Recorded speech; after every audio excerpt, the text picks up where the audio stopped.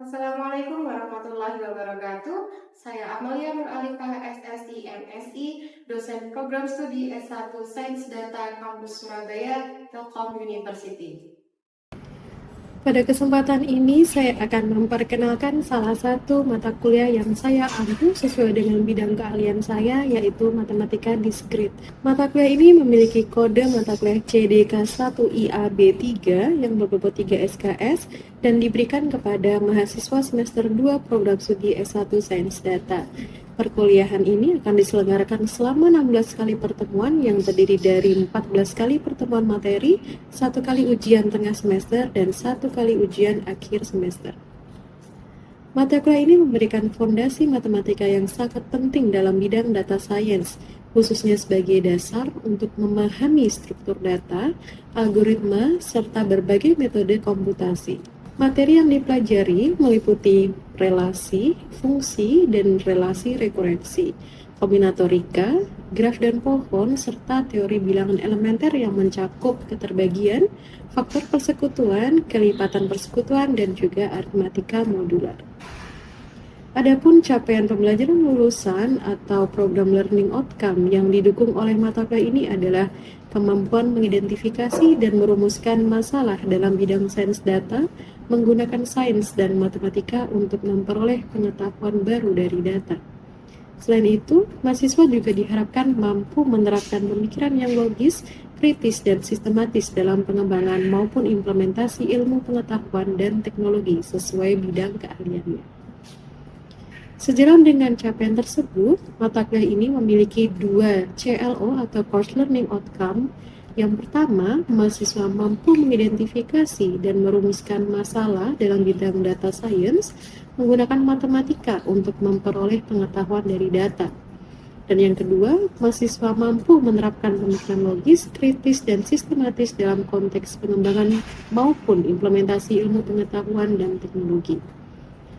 Media pembelajaran yang digunakan pada pembelajaran ini meliputi Learning Management System Moodle, presentasi menggunakan Microsoft PowerPoint, papan tulis digital maupun konvensional, serta berbagai latihan dan contoh kasus yang berkaitan dengan penerapan matematika diskrit pada bidang data science.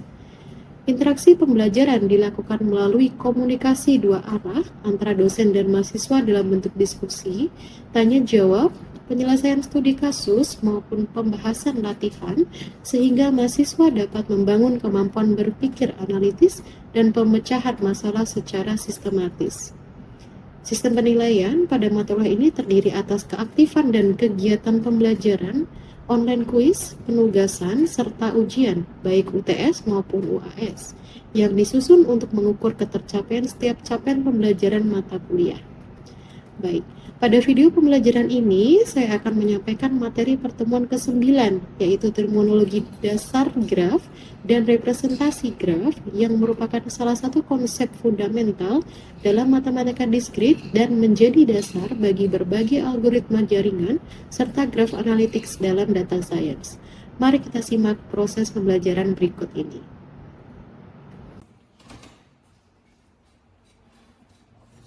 Selamat pagi semuanya. Pagi. Pertemuan ke-10 ya. Jadi di pertemuan ke-10 ini kita akan masuk materi baru, yaitu adalah kita akan membahas terkait dasar dari teori graf ya, tapi bagian 1. Karena nanti akan dipecah menjadi beberapa bagian, akan ada 3 bagian. Untuk minggu ini kita akan bahas bagian 1 saja. Materi yang kita bahas seperti biasa untuk referensi yang akan kita pakai, buku yang kita pakai biasa yaitu buku Rosen ya, untuk yang utamanya ya, referensi utamanya. Kemudian untuk yang lainnya juga kita gunakan untuk referensi tambahannya. Sebelum kita masuk ke materi hari ini, masih ingat minggu lalu kita belajar apa? Minggu lalu itu kita belajar terkait relasi ya, belajar terkait relasi, kemudian disisipkan juga terkait permutasi dan juga kombinasi. Dibahas hari ini teori graf itu adalah terkait latar belakang dan motivasinya, kemudian definisi ya, definisi formalnya graf, kemudian terminologi graf, kemudian ada subgraf, contoh graf sederhana dan juga representasi matriks. Kalau matriks sudah pernah belajar sebelumnya ya? Pernah. Oke, jadi graf ini nanti pasti akan ada kaitannya dengan matriks. Gitu. Kalau graf sendiri baru dengar hari ini atau sudah pernah dengar? Baru. Oh, ada yang baru, ada yang sudah pernah. Oke, bagus ya. Oke, kita lanjutkan ya. Jadi latar belakangnya ya, kenapa kok muncul teori graf gitu ya? Awal mulanya seperti apa? Awal mulanya ya intinya adalah bahwa dulu itu terkenalnya adalah terkait jembatan ya, jembatan Königsberg gitu ya. Nah, kenapa muncul graf itu? Karena banyak hal di dalam sehari-hari itu yang perlu dimodelkan dalam bentuk graf gitu. Contoh gampangnya adalah suatu daerah, kalau kita lihat di peta itu pasti kita bisa modelkan dengan graf gitu, yang mana kota-kota atau kabupatennya bisa kita modelkan dengan titik ya, kita gambarkan dengan titik, sedangkan garisnya ini adalah ketika kota-kota tersebut terhubung secara langsung. Misal dari Rembang, siapa yang dari Rembang? Itu dari mana? Blora ya. Misal dari Rembang kita bisa langsung ke Blora, ada Blora, langsung ke Blora dan berbatasan langsung dengan Kudus, maka mereka dihubungkan oleh suatu sisi namanya, gitu ya. Nah itu salah satu contoh graf. Kemudian motivasinya ya, motivasi digunakan untuk apa sih graf ini? Kalau tadi contoh saja ya, contoh penerapan graf. Kalau motivasinya yang pertama adalah misal kita mau menentukan rute terpendek ya, misal kita mau dari Surabaya ke mana, ke Sidoarjo, tapi kan muter-muter dulu ke Gresik gitu, itu kan berarti bukan rute terpendek gitu. Jadi bagaimana cara kita menentukan rute terpendek itu bisa diselesaikan dengan teori graf. Kemudian misalnya berapa banyak rute yang berbeda gitu ya, atau mungkin nggak ya kita bisa mengunjungi setiap kota di Jawa Tengah itu tepat satu kali saja tanpa bolak-balik gitu. Itu apakah bisa atau tidak gitu ya, itu beberapa contoh penerapan dari teori graf. Nah, kemudian definisinya sendiri itu apa? Nah, graf ya, tadi bilangnya ada yang sudah pernah dengar, ada yang belum gitu ya. Bahwa graf ini merupakan struktur matematika yang terdiri dari himpunan simpul atau titik atau vertex, biasa kita sebutnya, bebas saja ya, boleh titik, simpul boleh, vertex juga boleh, dan juga ada garis atau edge ya, jadi dia pasti akan memuat vertex dan juga edge ya, yang mana edge-nya itu yang menghubungkan titik-titik yang ada sehingga membentuk suatu graf ya. Graf itu ada banyak jenisnya gitu ya. Kita coba mulai dari graf berarah dan juga sisi ganda. Namanya graf berarah berarti dia ada arahnya, betul ya, ada arahnya. Graf berarah berarti ada arahnya. Kemudian dia ada arahnya dan juga ada sisi ganda, berarti dia double sisinya ya, S-nya itu double. Definisinya, cara definisi suatu graf G, jadi graf itu biasanya dilambangkan dalam simbol G ya. Itu merupakan suatu himpunan triplet ya. V ini adalah himpunan vertexnya, E himpunan S, dan juga ini adalah functionnya atau fungsi yang menghubungkan S-nya tadi. Nah, ini ya, V itu vertexnya, E itu S-nya, F adalah fungsi dari E ini ya, yang mana menghubungkan V ke V. Kalau dia memiliki sisi ganda ya, dan juga graf berarah gitu ya, yang memiliki sisi ganda maupun gelang disebut graf berarah sembarang atau graf ganda berarah, karena dia memiliki arah dan juga sisinya yang ganda. Ya, tapi sering juga disebut dengan directed multigraph. Directed berarti kan dia berarah ya, multigraph berarti dia ada ganda ya, double sisinya, lebih dari satu. Kemudian ada juga graf berarah tetapi yang tanpa sisi ganda gitu ya, berarti dia sisinya masing-masing hanya satu saja, dan dia juga graf yang berarah. Intinya nanti kalau graf berarah itu pasti dia ada arahnya, gitu ya.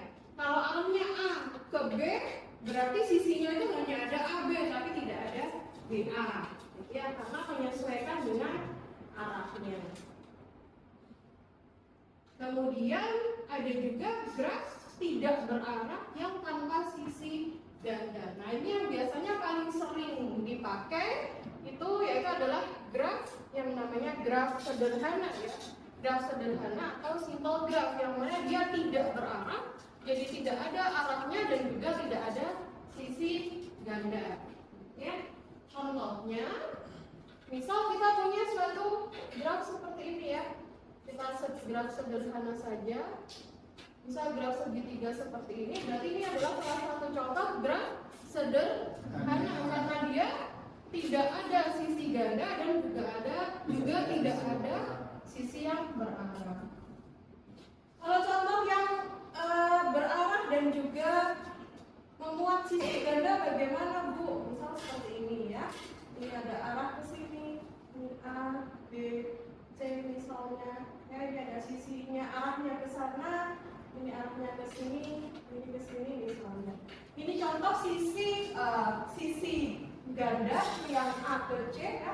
A ke C, C ke A ini sisi ganda. Kemudian arahnya itu yang ini ya, panah-panah ini arah. Ini contoh graf yang tidak sederhana ya, atau graf multigraf, directed multigraf. Sampai sini bisa dipahami nih teman-teman? Bisa. Udah ya. Oke. Berikutnya kita bahas terkait definisi bertetangga atau bersisian. Ya. Ini adalah definisi secara matematisnya, gitu ya. Jadi intinya kalau kita punya suatu graf seperti ini misal saya berikan A, ini B, ini C, maka kita bisa sebut bahwa A bertetangga dengan B, A bertetangga juga dengan C.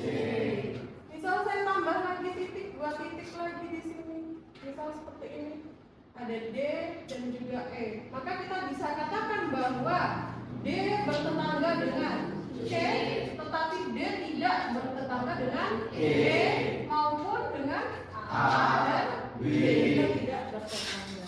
Gitu kan? Sudah pintar-pintar ini kayaknya.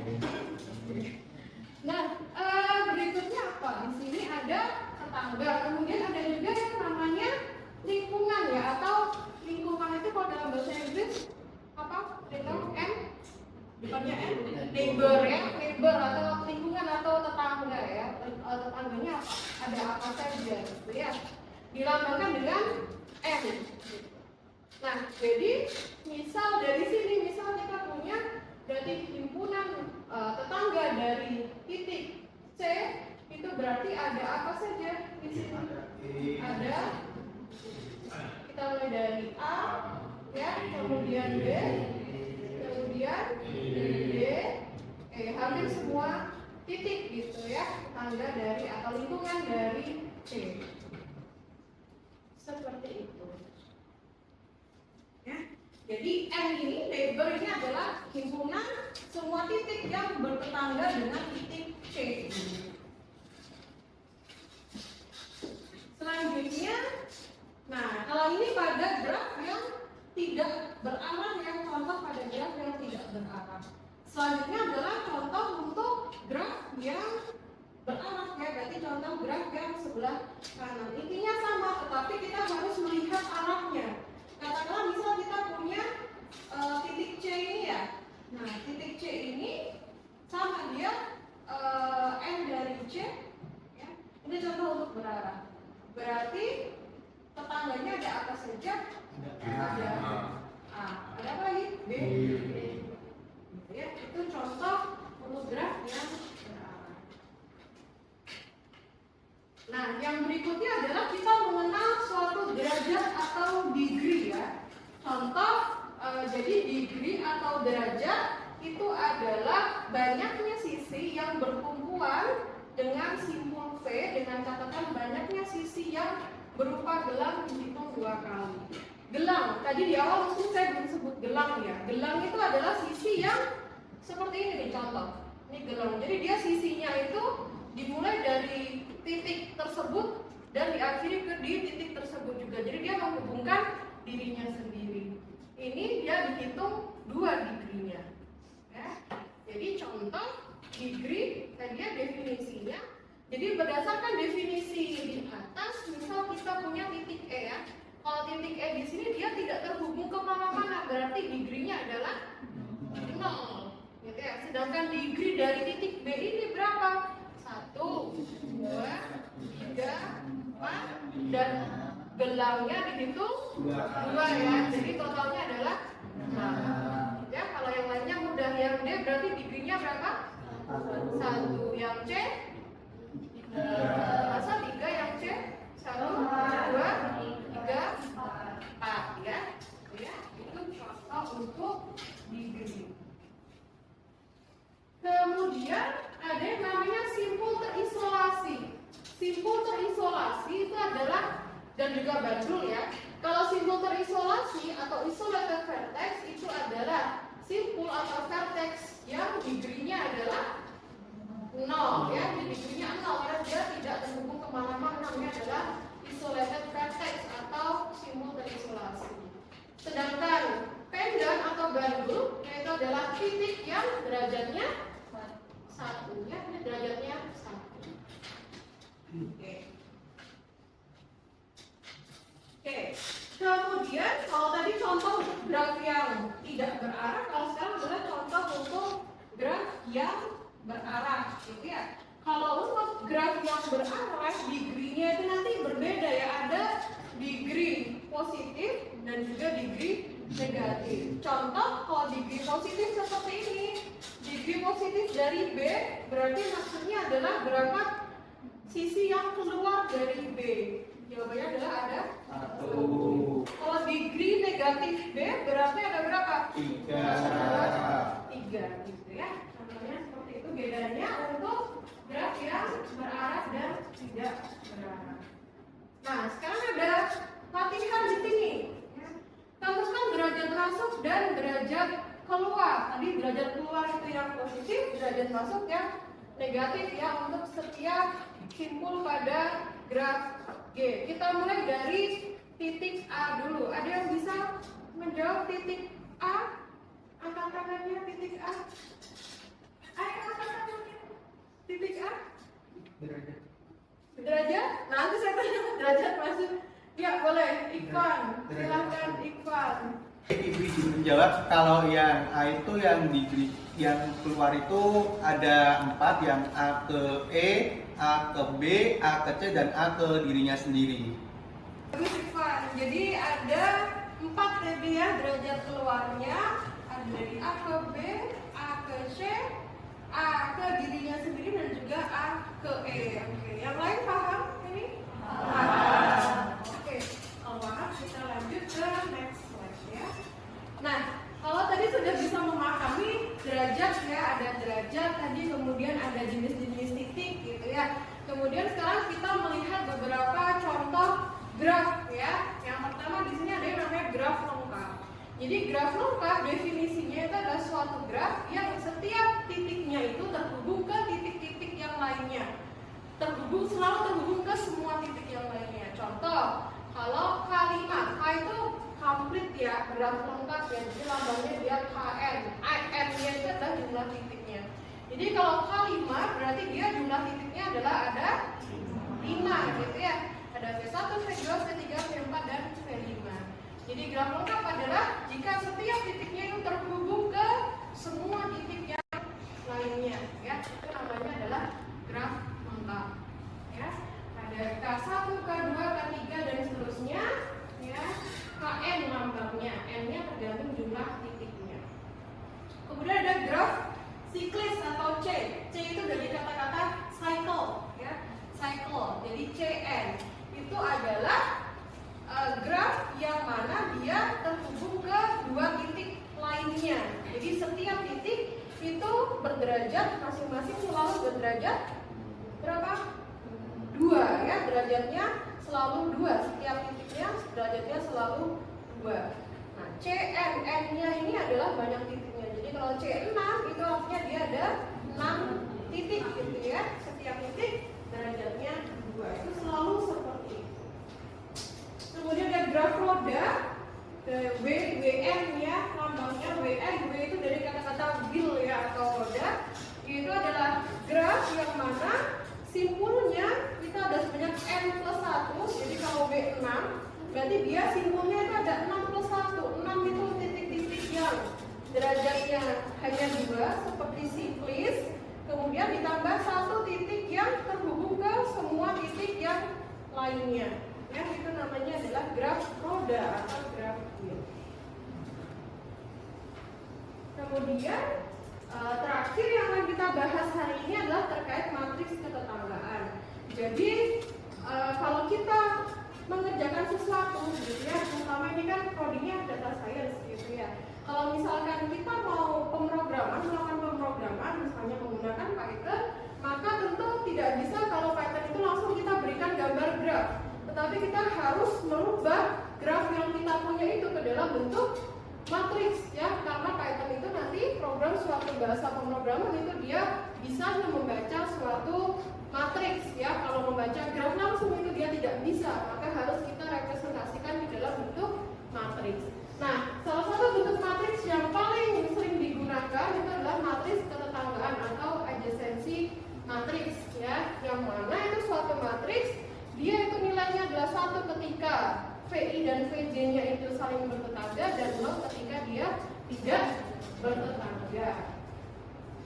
Ya, contohnya ini ada contoh di slide, tapi kita coba buat contoh untuk graf yang sudah kita gambar tadi. Misal di sini kita punya titiknya ABCDE gitu ya. Berarti kita punya matriks adjacensinya ukurannya adalah 1, 2, 3, 4, 5 kali 5 ya. A, B, C, D, E. A, B, C, D, E. Kita lihat A bertetangganya dengan B dan C. Berarti di sini kita isi dengan 1, 1. A dengan B dan C. Sisanya 0. Kemudian B bertetangga dengan A dan C. Ya, jadi A dengan C, sisanya C bertetangga dengan AB, DE, AB, DE, sisanya 0. Kemudian D bertetangga dengan C, sisanya 0. Dan E bertetangga dengan C saja ya, sisanya 0. Ya, jadi matriks ini yang nanti kita beritahu ke program kita ya untuk menggambarkan graf yang kita inginkan begitu. Ya. Contoh lainnya ada di slide, nanti bisa teman-teman pelajari yang ada di LMS juga ya. Semua materi sudah saya upload di LMS. Ini mungkin materi terakhir untuk hari ini. Sebelum kita lihat ke tugas, ada yang ingin bertanya dulu silakan. Ya, Jonathan silakan. Oke, baik, saya ingin bertanya Ibu, bagaimana tentang materi graf ini diimplementasikan di bidang data science sendiri? Oke, Jonathan, bagus sekali pertanyaannya. Jadi apa sih penerapan graf ini gitu ya, terutama di bidang teman-teman yaitu di data science. Sebetulnya banyak gitu ya, terutama ini dibutuhkan untuk data-data yang ada suatu keterhubungan antara suatu elemen gitu ya. Misal nanti akan ada mata kuliah lanjutan, contohnya ada mata kuliah analisis media sosial. Di situ teman-teman juga akan menggunakan graf di sana. Yang mana kalau kita tahu setiap orang ya yang menggunakan media sosial itu pasti akan ada interaksi di antara mereka. Nah, itu maka kita butuh suatu graf untuk memodelkan itu semua, untuk mencari suatu insight apa yang bisa didapatkan dari interaksi yang ada di media sosial. Tapi tidak hanya di media sosial itu saja ya, data apapun sebetulnya ketika dia ada suatu keterhubungan, misal data antar wilayah gitu ya, yang memerlukan keterhubungan itu biasanya kita akan melakukan pengolahan data dengan menggunakan graf ini. Tapi apapun ya, kemudian yang saat ini itu sangat ramai itu juga misal data protein ya, kalian tahu protein ya, interaksi antar protein itu juga menggunakan graf. Karena apa? Karena itu ada suatu interaksi antar protein-proteinnya. Itu bisa digunakan untuk mencari misal mencari obat ya, struktur obat yang paling pas untuk menemukan obat penyakit kanker misalnya, itu juga menggunakan analisis protein. Atau misal kalian mau riset terkait suatu jalan gitu ya, suatu rute, itu juga akan menggunakan teori graf ini. Itu Jonathan, apakah sudah terjawab kira-kira? Oke. Sama-sama Jonathan. Oke. Itu kira-kira teman-teman ya materi terkait teori graf bagian 1. Selanjutnya agar teman-teman bisa mendalami lebih dalam lagi, di sini ada tugas individu yang perlu teman-teman kerjakan dalam waktu 1 minggu ya. Pengumpulannya di LMS. Di LMS waktunya 1 minggu, jadi saya tunggu 1 minggu ke depan gitu ya. Ada 2 soal. Soal pertama adalah menentukan jumlah derajat, jumlah vertex dan jumlah sisi dari suatu graf yang sudah saya berikan. Ini adalah graf caterpillar ya, namanya adalah graf ulat, yang mana grafnya seperti ini. Jadi ada U1, U2 dan seterusnya sampai UN, dan setiap titik U ini dia bercabang ya, bercabang ada sebanyak M di masing-masing vertexnya. Maka kalian perlu tentukan berapa banyak titiknya, banyak sisi dan juga banyak degree dari masing-masing titik.